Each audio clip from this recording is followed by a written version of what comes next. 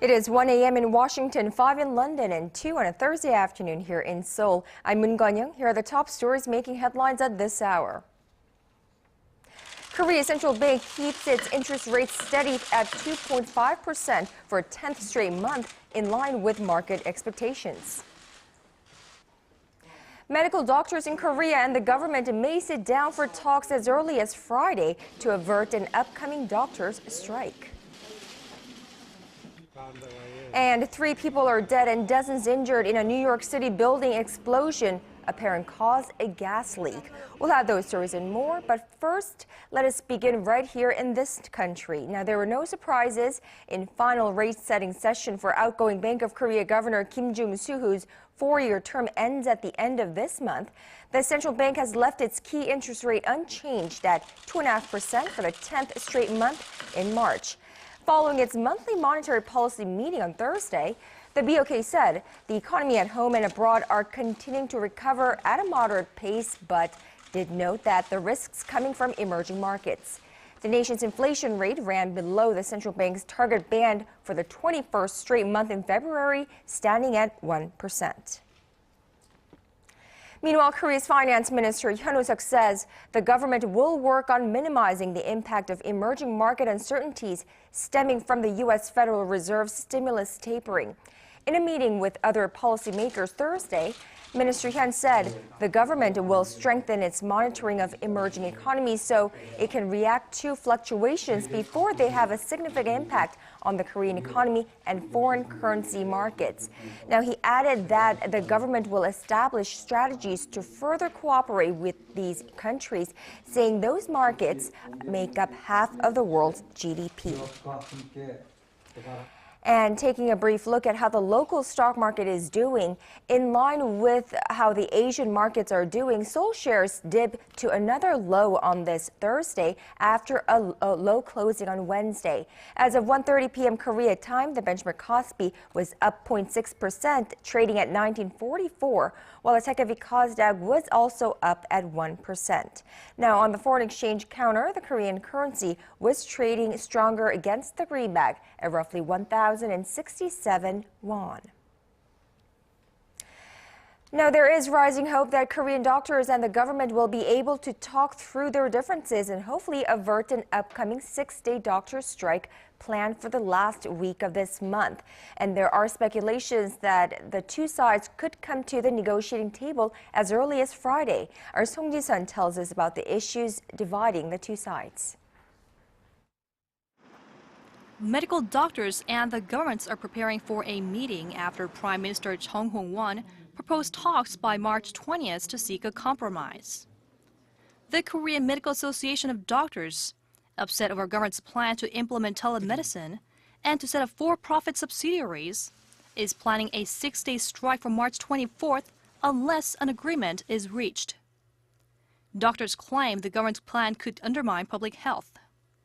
The government, on the other hand, says the new telemedicine system is necessary to offer benefits to the elderly, disabled, and patients in remote areas, along with people with chronic diseases. The doctors are also calling for a reform of the current public health plan, saying it earns them unreasonably low consultation fees, but at the same time burdens the public because of the high costs for services not covered by the state-run health system. Many Koreans rely on private insurance as the public health plan does not cover the full range of expenses. Medical fees in Korea are relatively cheaper than those of most developed countries. For example, artery bypass surgery in Korea costs 1/6 of what it costs in the U.S. Hospitals have been accused of offsetting their losses by advising patients that they undergo costly checkup services like the MRIs. An OECD survey shows the pace of rise in medical spending is the second highest in Korea among member countries. Song Ji-sun, ARIRANG News. Now, referring to Japan's denial of its wartime atrocities, President Park Geun-hye said historical issues among Korea, Japan, and China break down trust and ultimately hamper efforts towards realizing prosperity and fulfilling regional interests.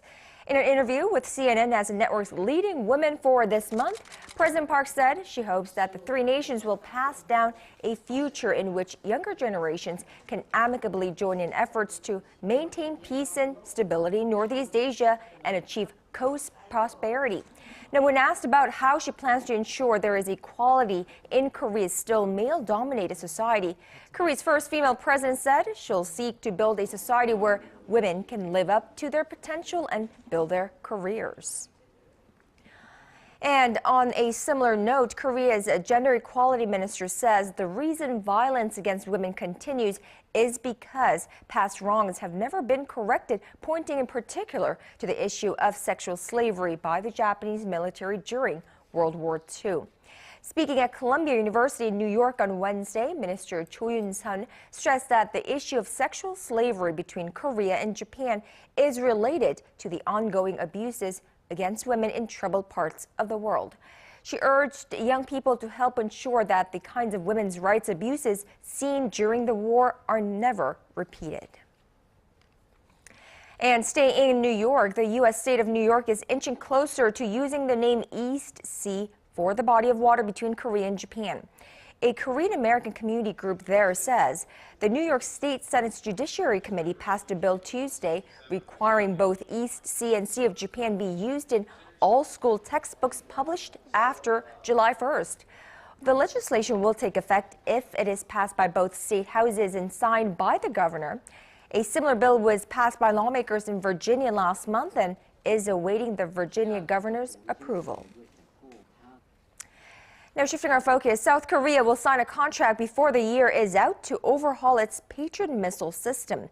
The new system and the missiles, which will cost well in excess of $1 billion, are set for delivery starting 2016. Our Shin Se-min explains. South Korea will sign a deal to upgrade its Patriot missile system by the end of this year. Officials at the Defense Acquisition Program Administration said Wednesday that it will upgrade the country's current PAC-2 air defense system to a PAC-3 configuration to improve South Korea's air defenses against North Korea. The new system and missiles will be purchased from U.S. defense firms Raytheon and Lockheed Martin.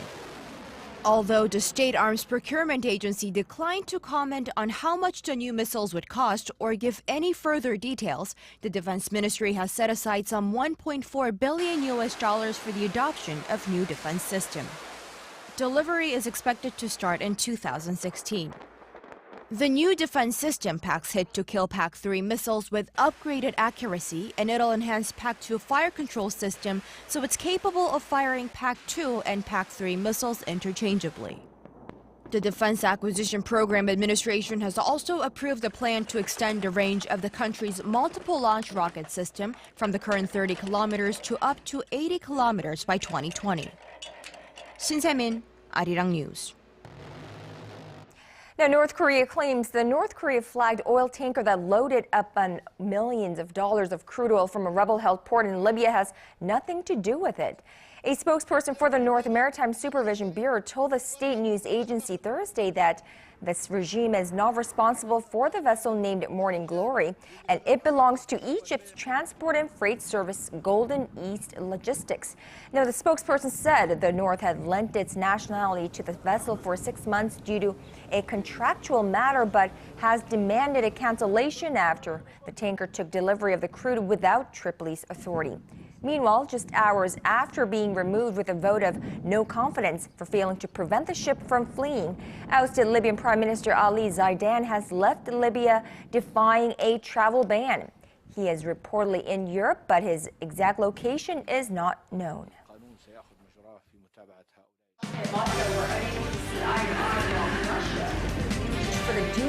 All of the day's important events close to home and around the world.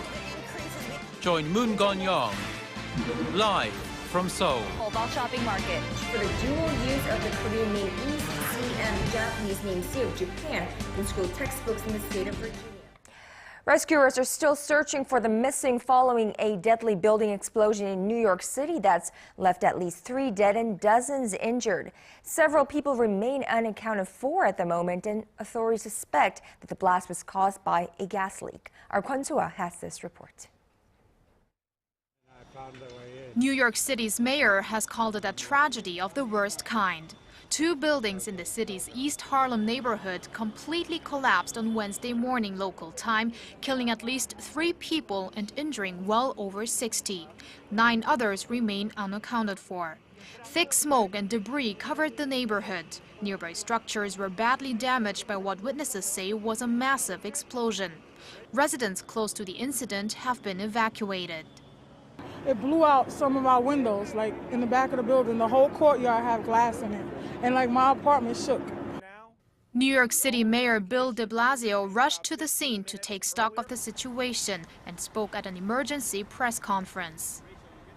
So today, at approximately 9:30 a.m., there was a major explosion that destroyed 2 buildings. Explosion was based on a gas leak. The impact affected buildings around the 2 that were destroyed. Very heavy impact on the surrounding buildings. A heavy fire has ensued as well. A resident in an adjacent building reported smelling gas just 15 minutes prior to the blast. Other people in the neighborhood have also told reporters they had smelled a gas-like odor since the day before.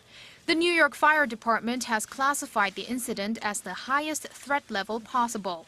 Around 250 firemen were on site after it occurred, and there are dozens still searching for the missing, feared trapped under the debris. Mayor de Blasio praised the city's fire department for its quick response, especially as there was no indication in time to save people. The White House says President Barack Obama was briefed on the incident and has sent his condolences to the victims' families. Kwon So-ah, ARIRANG News. As the search for Malaysia Airlines Flight 370 entered its 6th day on Thursday, new images have surfaced that may provide fresh clues about the plane's whereabouts. The satellite images captured on March 9th were posted late Wednesday on the website of China's State Administration of Science, Technology and Industry for National Defense. They show what the site says are 3 large floating objects spread across a 20 square kilometer span of water in the sea off the southern tip of Vietnam and east of Malaysia. The Malaysian government said it has dispatched an aircraft to the site to investigate. However, officials say it is far from certain whether the 3 objects will be in the same location now as the satellite images were taken 4 days ago. A trio of private companies have announced plans to install EV charging stations at one of the nation's biggest retail outlets as Korea gears up for the International Electric Vehicle Expo on Jeju Island later this week. Kim Ji-yeon reports. Drivers will soon be able to recharge their electric vehicles at Emart, the largest retail outlet in Korea. Emart is aiming to install 60 EV charging stations at stores around the country by the end of this year. An Emart official says that an electric car can run for around 49 kilometers, roughly a 40-minute drive on a 1-hour charge, which may be useful for people driving short distances after shopping for groceries and heading straight home. To build the stations, Emart teamed up with POSCO, Korea's largest steelmaker, and BMW Korea, which is releasing its new i3 electric vehicle next month. The 3 companies plan to build 40 additional EV charging stations at Emart by next year. This is the first such attempt by private companies to facilitate the use of electric vehicles in Korea. The country's existing 1,900 EV charging stations were built with government support. Emart's new EV charging stations will be able to accommodate all kinds of electric vehicles.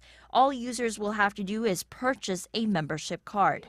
Users will be able to find the charging station locations through a smartphone app provided by POSCO or the navigation system in the new i3. The move to launch the new stations comes ahead of the International Electric Vehicle Expo, scheduled to start Saturday at the International Convention Center on Jeju Island. More than 2,000 people are expected to attend the event, including personnel from 40 related industries, including Kia Motors and BMW. Kim Ji-yeon, ARIRANG News. Korean officials have confirmed another outbreak of avian influenza in a southern Seoul suburb.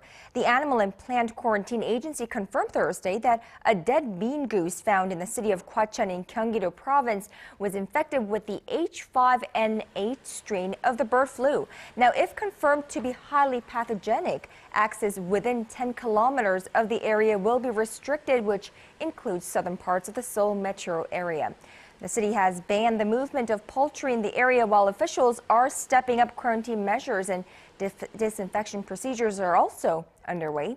Meanwhile, the Seoul Zoo, which is less than 2 kilometers away from where the dead goose was found, has decided to close its doors for the time being.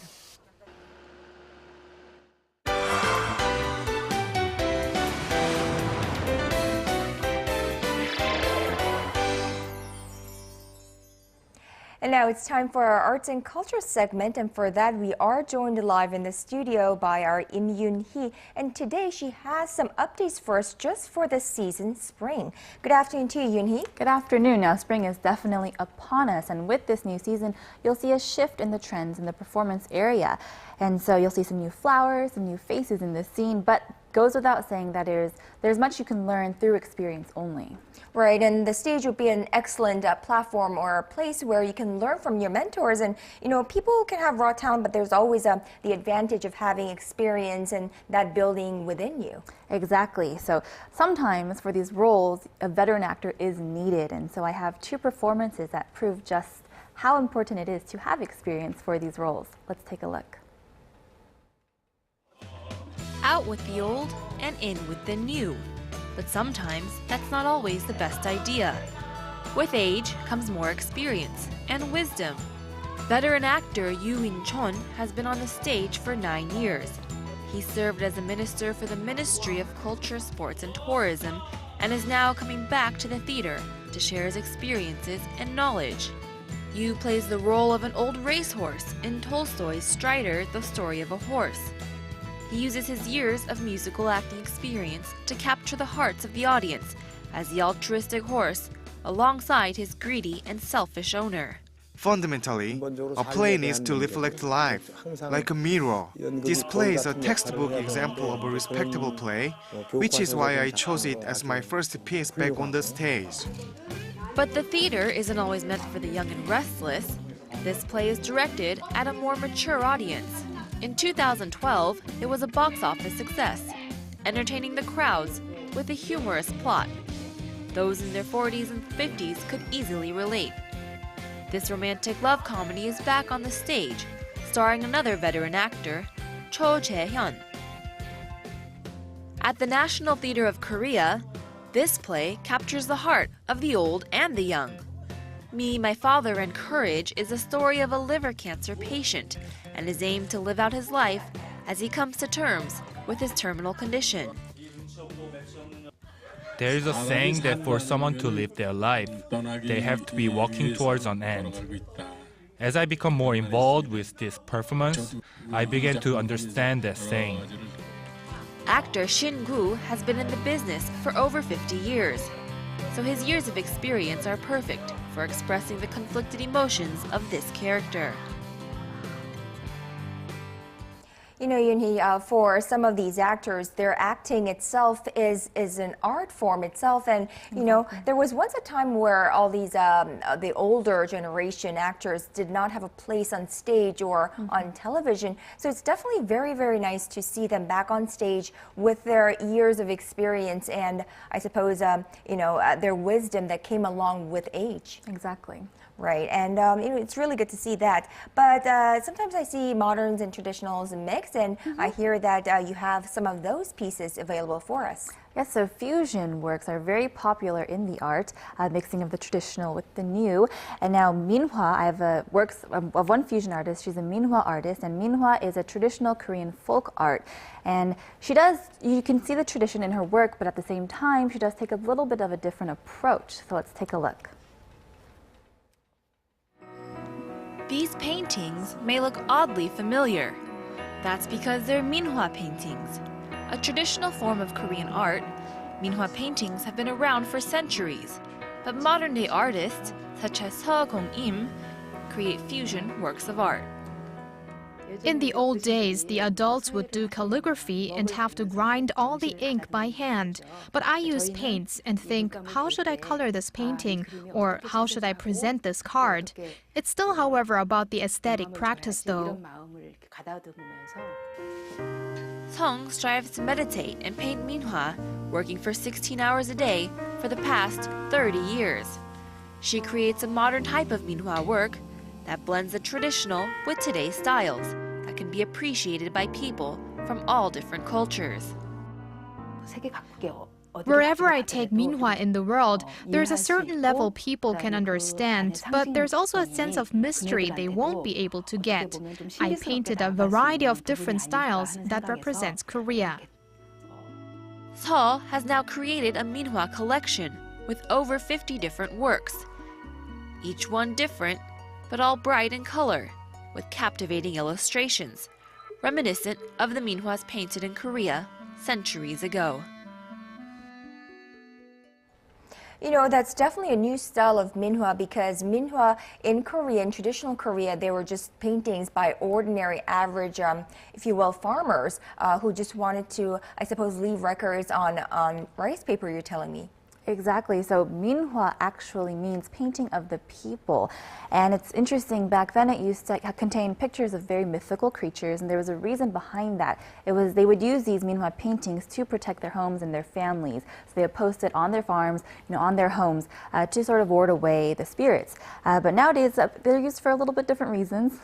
Right, and because of superstitious, I suppose, reasons, minhwa served the purpose of that, but now she definitely has transformed that into an art piece, and it's very colorful and beautiful to look at. So in the 80s, there was a revival of the minhwa art, and they became more colorful, they became more functional in terms of using it as artwork. And so the people began posting them around festivals, around parties. It became more of a decorational piece, and it looks like that's the trend for minhwa nowadays. So I'm just curious, how prevalent is the minhwa art in Korea? Are there many artists turning to this piece of art? It's not one of the more common artworks, but you would recognize it when you see it because it does have that trademark mystical creature or some kind of creature, like she puts, sometimes she put cute kitties on hers, but that is a style of the minhwa. And so it is an interesting artwork that is still changing, ever so present these days, and as time progresses, you'll see more different styles, and artists put their own touches on these artworks. Well, we will definitely keep our eyes on how minhwa will become more audience-friendly to us, to our modern Korean people these days. All right, Yoonhee, thank you so much for today and all of this week, and we'll see you on Monday. My pleasure.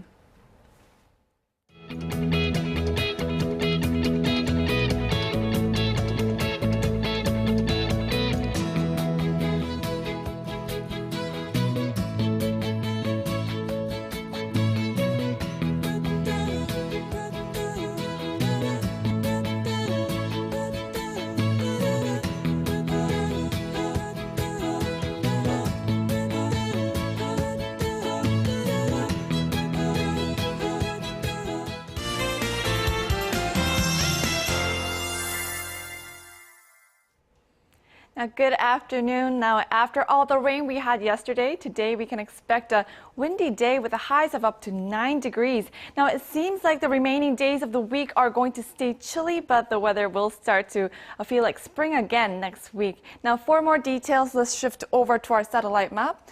As you can see, it's very cloudy nationwide, and there is some rain coming down in the southern region, which will continue until the late afternoon. Now, going over to our temperatures, the lows and the highs are very similar at this moment. Seoul will top out at 9 in the afternoon. Meanwhile, the southern cities such as Gwangju and Busan will both peak at 7. Now, moving over to other regions.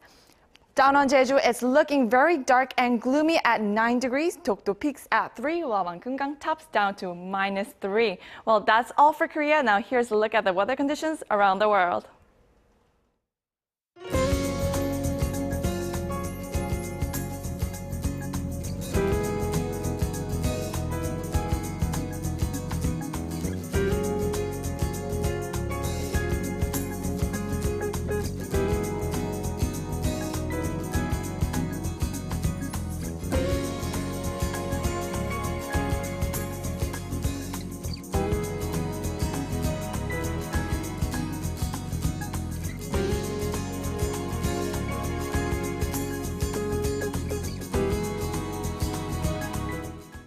And that is all from me at this hour. Thank you for watching. I'll be back with Business Today at 4 p.m. Korea time. See you then.